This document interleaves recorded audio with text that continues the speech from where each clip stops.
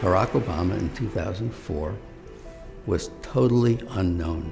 People were saying, I don't know who this guy is. I wonder why they picked him. He had this reputation as a bit of an upstart, as sort of a young, rising figure in the party, but no one knew who this guy was. This was his chance to introduce himself to people. Tonight is a particular honor for me because, let's face it, my presence on this stage is pretty unlikely.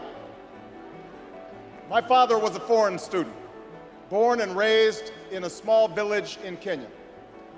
What makes a great political speech is if you can somehow fold your story into this larger American story. The next thing he says is about his mother's family. His grandfather fought in World War II. He used the GI Bill. They settled in Kansas, so white people could say,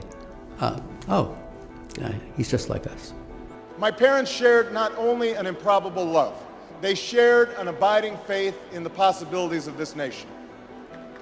I stand here knowing that my story is part of the larger American story, that I owe a debt to all of those who came before me, and that in no other country on earth is my story even possible. Going into this speech, we've had 4 years of George Bush, and we felt as a country like we've grown further apart. '04 was very much a divisive partisan race. Obama's speech is in some ways an antidote to that. Alongside our famous individualism, there's another ingredient in the American saga, a belief that we're all connected as one people.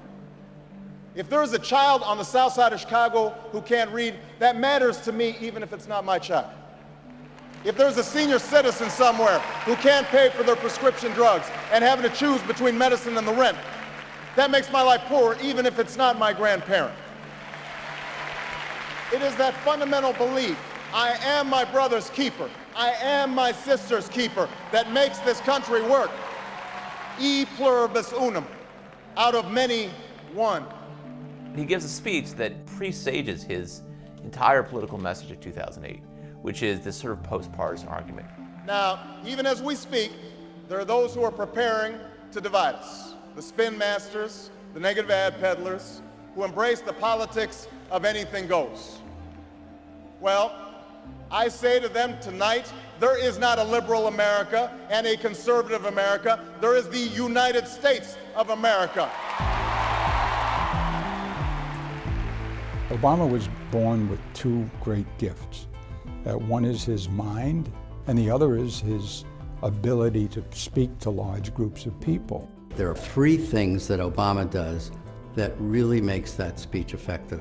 He wants concrete detail. He likes story, and he loves antithesis, the use of repetition in structure to show contrast. There is not a liberal America or a conservative America. There is one America. There is not a black America and a white America and Latino America and Asian America. There's the United States of America.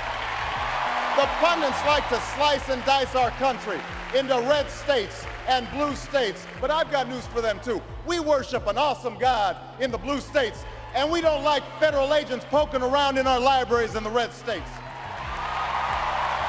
We coach Little League in the blue states, and yes, we've got some gay friends in the red states.